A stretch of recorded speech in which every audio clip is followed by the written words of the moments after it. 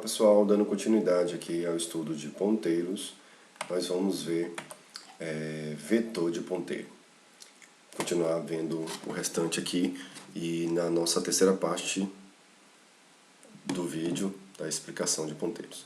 Vetor de ponteiros é pouco comum a gente utilizar, mas aqui para a gente ter um exemplo, eu tenho um vetor e, diferentemente do que a gente viu antes, que eu tenho um ponteiro que aponta para V, agora eu estou criando um vetor exatamente de ponteiros. Se é um vetor de ponteiro, o ponteiro armazena o quê? Endereço. Então, esse vetor aqui só vai conter endereço. De quem? De cada um desses elementos do vetor. Como é que eu pego o endereço? A gente já viu lá no início que o asterisco ele pega o endereço para mim. Então, se eu tenho aqui, asterisco não, o i comercial. I comercial VI, então ele vai pegar esse endereço e vai armazenar no valor dentro desse meu ponteiro aqui de vetor. Então, aí eu tenho que usar o asterisco. Então, lá eu vou armazenar esse endereço aqui. Para eu mostrar o valor que está lá dentro, percebe que aí eu vou usar, se eu fizer isso aqui, ele vai mostrar exatamente o valor que está lá dentro, e o asterisco, ele mostra o valor, certo? É algo que a gente pode usar. Este exemplo de vetor de ponteiro é só para vocês terem ciência, eu não coloquei nenhum exemplo assim, e não pretendo colocar também para vocês praticarem. É pouco comum a gente estar utilizando dessa forma. A gente usa o P, que é um ponteiro normal, sem ser vetor, apontando para o endereço do vetor, que é somente V, e a gente manipula esse vetor por meio do ponteiro, certinho? Então, array de ponteiros, cada membro do array do ponteiro aponta para um inteiro diferente, para um endereço de inteiro diferente, né? Exibindo o valor do elemento apontado para cada ponteiro do array. Então, eu uso o asterisco, asterisco. Ponteiro nulo, eu citei antes, mas vou explicar em detalhes como é que funciona esse ponteiro nulo. Depois de um ponteiro ser declarado, antes de ser atribuído, ele contém um valor arbitrário. Para ele não ter esse valor arbitrário, a gente aponta ele para null, que vai ser, por convenção, um valor zero. Então aí eu aponto ele para null. E caso eu tente usar esse null sem fazer uma atribuição, ele vai derrubar, ele vai dar um erro.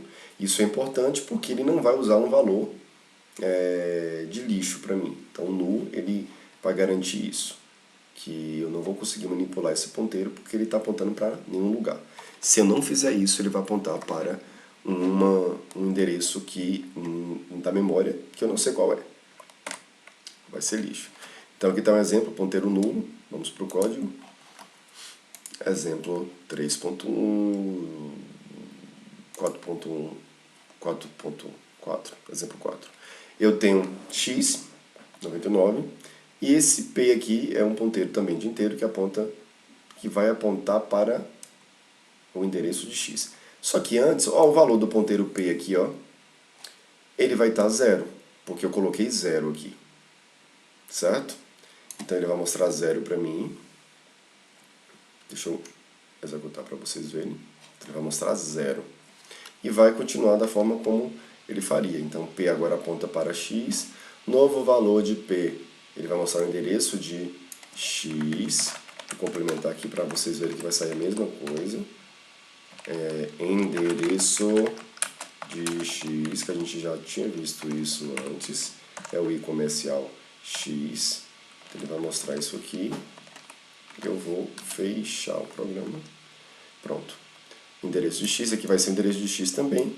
E o asterisco p, ele vai mostrar o valor que está na variável, nesse endereço onde ele está apontando aqui. O endereço que ele está apontando é o endereço de x, então ele acessa lá asterisco 99, vai mostrar 99. Então, 0. O endereço de x é esse, então o novo valor de p, ele aponta agora para x, e quando eu acesso o asterisco p, ele mostra o 99. Perceba o que vai acontecer se eu não colocar o null.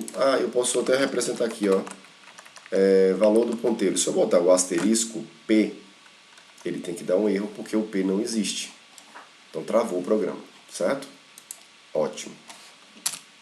Isso é bom, porque P não está apontando para ninguém. Mas se eu comento aqui o P e informo que P não está apontando para ninguém, o que, que acontece?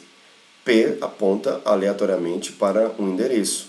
Então, quando eu acessar o asterisco P aqui, ele vai estar apontando para o lixo. Então, ele atribuiu ao endereço que ele atribui. E quando eu acessar o asterisco P, ele vai me mostrar lá um número, ó, lixo, aleatório, que está na memória. Então, se eu estiver fazendo uma soma com isso, imagine se eu estivesse botando na conta de uma pessoa, somando lá. Então, olha o tanto de dinheiro que entrar na conta dessa pessoa. O programa estaria errado. Então, esse é um tipo de situação usando ponteiro que eu não posso fazer. Então, por isso, é interessante eu sempre definir ele com zero, porque se eu fizer isso aqui, a gente já viu que vai dar erro. E é o correto mesmo que tem que acontecer, porque eu não estou atribuindo a nenhuma variável aqui antes. Certinho? Vamos dar continuidade. Essa é a utilização do nu aqui. Agora, olha que bacana. Eu deixei esse exemplo aqui também no Dev, para a gente entender que é um dos recursos que a gente usa ponteiro, que é passagem por referência. A gente já aprendeu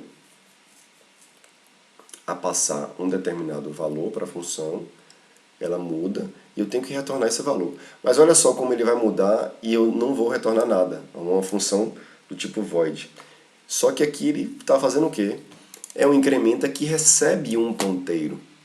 Se ele recebe um ponteiro, eu vou passar um P aqui que é ponteiro. Ó. P recebe o endereço de V.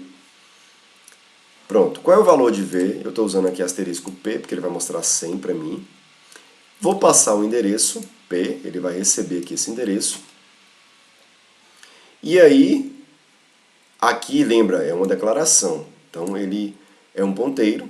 Então, aqui eu devo passar um ponteiro, ou um endereço. Ou eu passo P, ou eu passo IV, que é o endereço. A mesma coisa aqui, certo? Passei P, ele vai acessar asterisco, esse endereço que eu passei aqui, que é o de V. Então, ele vai acessar aqui em 100. Então, 100 mais 1, 101. O que ele fez aqui, quando eu estou usando o asterisco, ele muda o valor de V para 101. Então, nesse exato momento aqui, agora, o V vale 101. Se o V vale 101, quando eu mostrar aqui asterisco P ou o próprio V, vai estar 101. Percebe que eu não retornei nada, ele vai estar 101. Um dos recursos de ponteiro. Então, eu estou manipulando variáveis, então posso fazer uma passagem por referência. Se eu não tiver esse ponteiro aqui, a gente já viu isso antes, eu não vou usar ponteiro aqui, eu vou usar o V. Não, pode ser. Ponteiro também. Vai mostrar 100.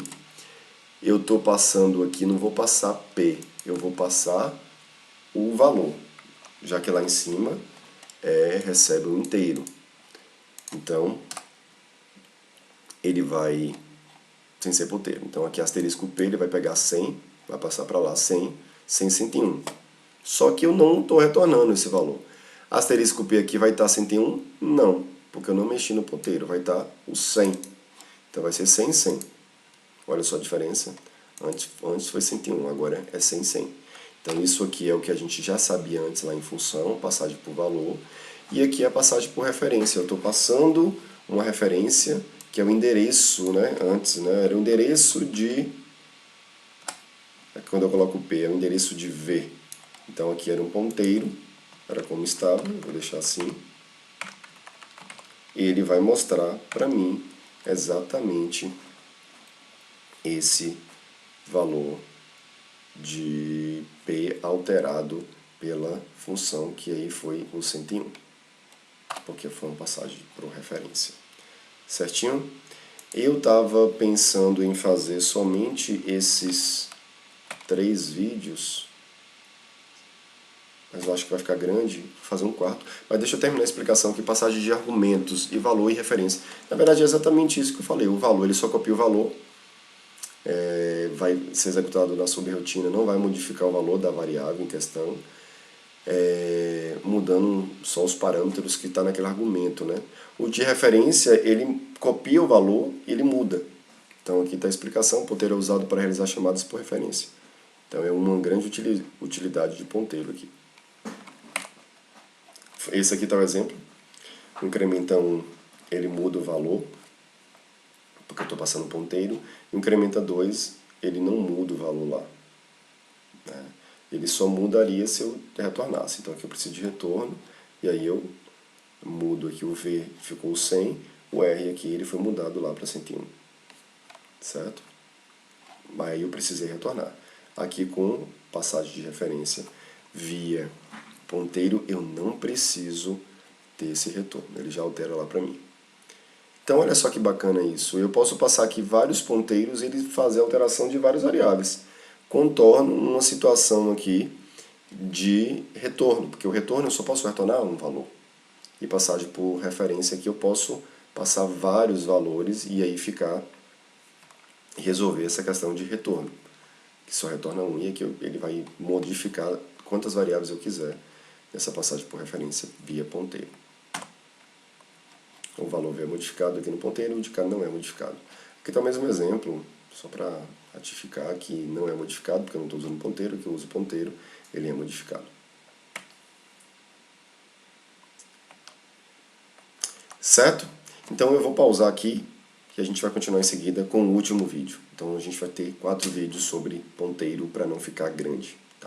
Tá beleza? Então até daqui a pouco.